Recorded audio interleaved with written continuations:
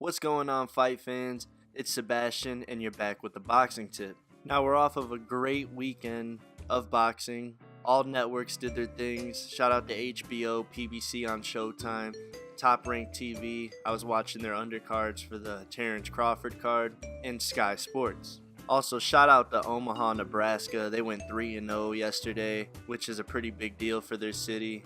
They are pumping out some pretty decent fighters, it looks like. Also, big ups to Abner Mares and Ray Beltran.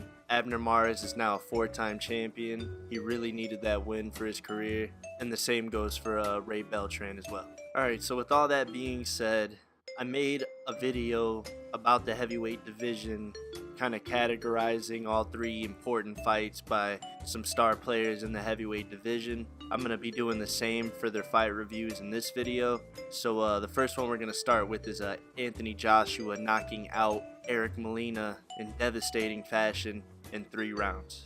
From the opening bell, you could see that it was quite apparent that Joshua just completely took over the fight. He is a very, very strong guy. I'm not gonna lie, I would be pretty fucking intimidating seeing that big dude on the other side of the ring. Eric Molina didn't really mount any meaningful attacks. He did land some decent body shots, but all the punching was coming from Anthony Joshua, backing him up constantly, getting him on the ropes, landing some pretty decent combinations. And at that point, Eric Molina's fate in this fight was pretty much sealed. It was only a matter of time.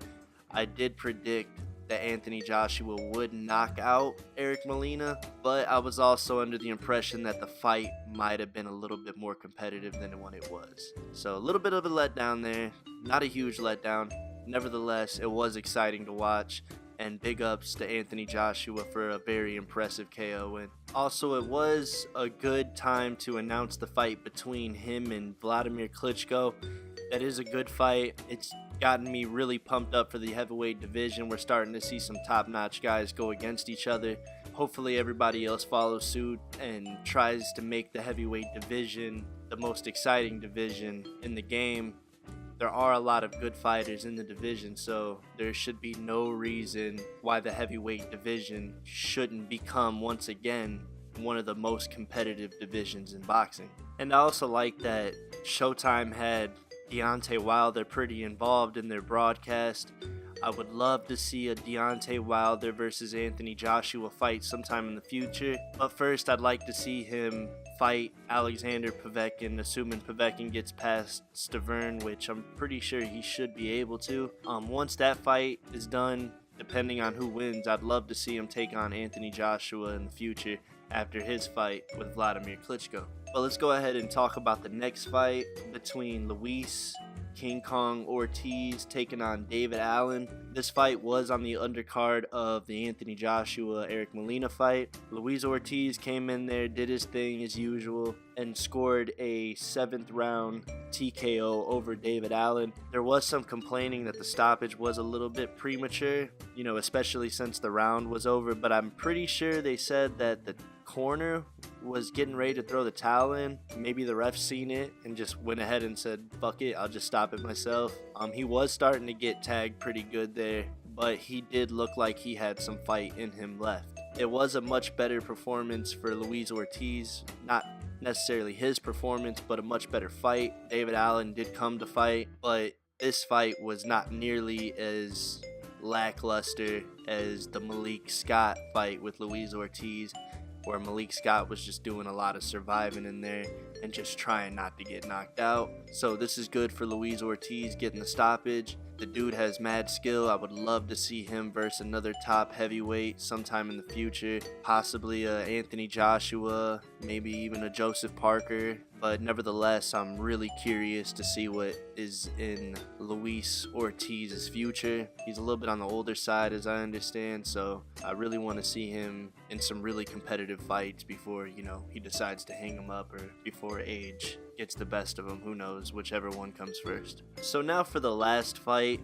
of this video, between Joseph Parker versus Andy Ruiz Jr. Joseph Parker actually won the fight via a 12-round majority decision, capturing the WBO vacant heavyweight title. See, this was one of the more competitive fights that happened yesterday. Like I said in my prediction video, neither one of them really stood out as the overwhelming favorite, but I did say that Joseph Parker did seem like the better boxer between the two, and it showed up a little bit. They were pretty much going back and forth the whole time.